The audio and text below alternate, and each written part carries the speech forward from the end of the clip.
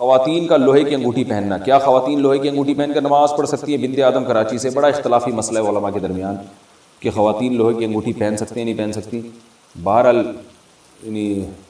بعض علماء جائز کہتے ہیں، بعض ناجائز کہتے ہیں، تو ہمارا فتویٰ اگرچہ گنجائش ہی کا ہے کہ گنجائش ہے پہن سکتی ہے عورت، لیکن احتیاط کرے تو اچھا ہے، سونے چاندی کی پہنے انگوٹھی تو زیادہ اچھا ہے۔ پردہ کر کے ہاتھ اور پاؤں کھلے رکھنا کیسا ہے؟ میں نقاب اور پردے کے ساتھ گھر سے نکلتی ہوں، لیکن ہتھیلی اور ہاتھ پاؤں کھلے ہوتے ہیں۔ کبھی ایسا لگتا ہے کہ نامحرم کی نظریں ہاتھ اور پاؤں پر جا رہی ہیں، تو کیا اس کا مجھے گناہ ہوگا یا پھر میرا فرض پورا ہو گیا؟ اس کا گناہ مردوں کو خود ہوگا۔ بنت عبداللہ، اسلام آباد سے۔ دیکھیے، عورت کے پردے کے مختلف درجات ہیں۔ سب سے اعلیٰ درجہ پردے کا یہ ہے جس کو شریعت سب سے زیادہ پسند کرتی ہے، وہ درجہ یہ ہے کہ عورت کا سر کے بال سے لے کے پاؤں کے ناخن تک جسم مکمل ڈھکا ہوا ہے۔ سب سے بہتر پردہ یہ، اور یہ بالکل بے غبار صورت ہے، اور اس میں تقویٰ بھی زیادہ ہے، فتنے کا اندیشہ بھی کم ہے۔ یہاں تک کہ عورت اپنی آواز کا بھی پردہ کرے، اور بلا ضرورت شدیدہ، جب تک کوئی شرعی ضرورت نہ ہو، اس کی آواز بھی غیر مرد کے کان میں نہ پڑے، اگر ایسا اس کے لیے ممکن ہے تو سب سے افضل صورت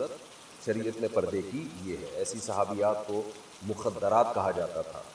جن کے گویا لباس پہ بھی کسی کی نظر نہیں پڑتی تھی، گھر کے اندر رہتی تھیں اور گھر سے باہر کبھی نکلنا ہوتا تو یہ حالت ہوتی تھی۔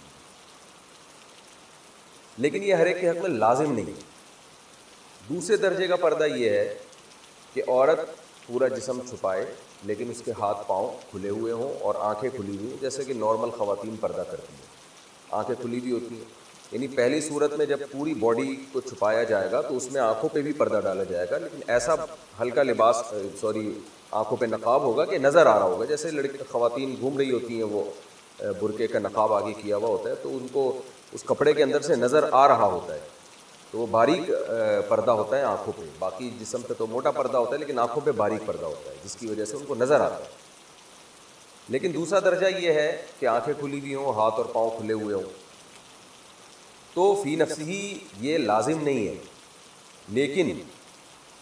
کسی بھی جوان لڑکی کو اگر فتنے کا اندیشہ ہے تو اس پر لازم ہے کہ وہ اس کو بھی چھپائے، یعنی اس کا مدار فتنے پر ہے۔ تو اب آپ خود بتا رہی ہیں کہ مجھے ایسا لگتا ہے کہ مرد میرے ہاتھ اور پاؤں کی طرف دیکھ رہے ہیں، تو آپ کو جب لگ رہا ہے، ایسا نہ ہو وہم ہو آپ کو، اگر واقعی لگ رہا ہے تو اس میں تقویٰ کا تقاضا یہی ہے کہ آپ اپنے ہاتھوں کو بھی چھپائیں اور آنکھوں کو بھی چھپائیں، یعنی اس میں کوئی وہ ایسا نقاب لیں جو آنکھوں کے سامنے پڑا ہو۔ لیکن اس میں بہرحال گنجائش کا پہلو ہے کہ اگر کسی کے لیے اتنا پردہ کرنا مشکل ہو رہا ہے یا کوئی اتنا فتنے کا اندیشہ نہیں ہے، تو یعنی ایک ہی حکم سب کو نہیں، سب پہ لاگو ہوگا۔ اور ویسے بھی اس زمانے میں بے دینی اتنی زیادہ پھیل چکی ہے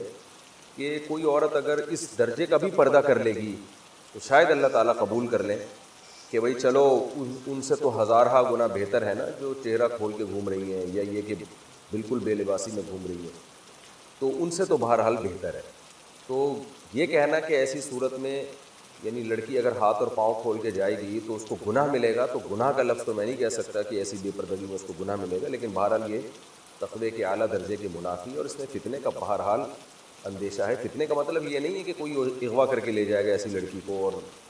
جو ہے نا شادی کر لے گا زبردستی اس کے ساتھ ہی، کوئی ایسا نہیں ہے۔ فتنے کا مطلب یہ ہے کہ بہرحال جو ٹھرکی قسم کے مرد ہوتے ہیں، نظریں جن کی گندی ہوتی ہیں، وہ لطف اندوز ہوتے ہیں بہرحال، خاص طور پہ لڑکی اگر خوبصورت ہے تو وہ پھر آنکھوں سے اور ہاتھ سے اور ان چیزوں سے بھی لطف اندوز ہوتے ہیں، تو تقوی کے بہرحال خلاف ہے۔ تیسرا درجہ یہ ہے کہ چہرہ بھی کھول لیا جائے اور دونوں ہاتھ بھی اور پاؤں بھی کھول لیے جائیں، تو یہ بھی ایک پردے کا ایک یعنی بعض فقہا کے نزدیک یہ بھی جائز ہے۔ تو چہرے میں چونکہ فتنے کا اندیشہ بہت زیادہ ہے، اس لیے فتویٰ تو اسی پر دیا جاتا ہے کہ جوان عورت کے لیے چہرہ چھپانا بہرحال واجب ہے۔ فتویٰ اسی پر ہے، جتنے بھی آپ دارالافتاء ہیں، مفتیان کرام ہیں، ان سے اگر آپ فتویٰ لیں گے تو سب یہی فتویٰ دیں گے کہ جوان عورت، بوڑھی عورت مستثنیٰ ہے، جوان لڑکی کے لیے اس زمانے میں چہرہ چھپانا فرض ہے۔ لیکن چونکہ قدیم فقہا میں بہت سے اس کے قائل رہے ہیں کہ عورت پر چہرہ چھپانا واجب نہیں ہے، تو اس لیے ہم یہ بہرحال کہتے ہیں کہ کوئی لبرل خاتون جو بالکل ہی ماڈرن ہو اور اسکرٹ پہنتی ہوں اور بالکل پردہ نہ کرتی ہوں، تو ان کو اسٹیپ بائی اسٹیپ پردے کی طرف لانے کے لیے کم از کم اگر وہ اتنا ہی کر لیں کہ چلیں جس چیز پر اتفاق ہے جس پردے پر وہ والا پردہ کر لیں،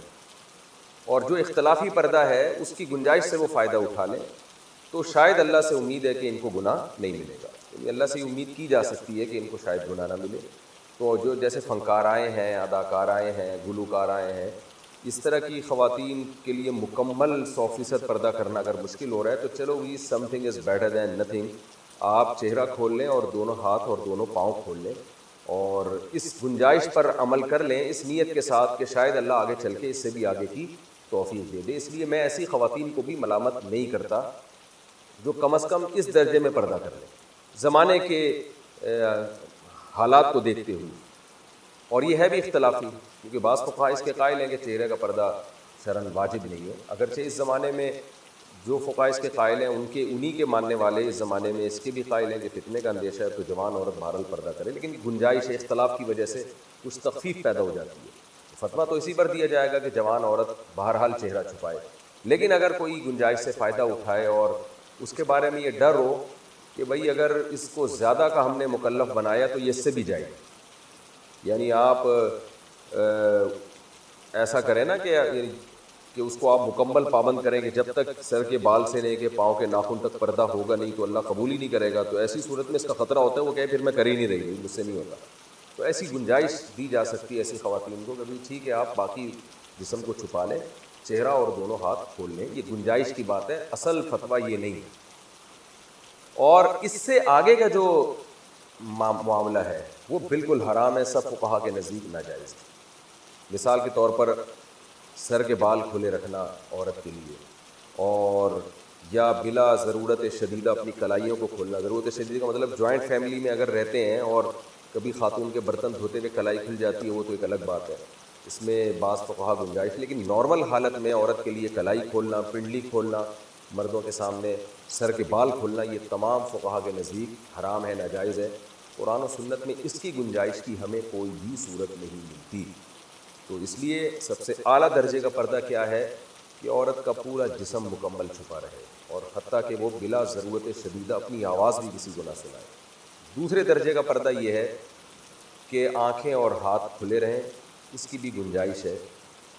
تو اللہ سے امید ہے کہ انشاءاللہ اس صورت میں بھی گناہ نہیں ہوگا، لیکن اگر واضح فتنہ ہو رہا ہے پھر تو بہرحال یہاں بھی حکم دیا جائے گا.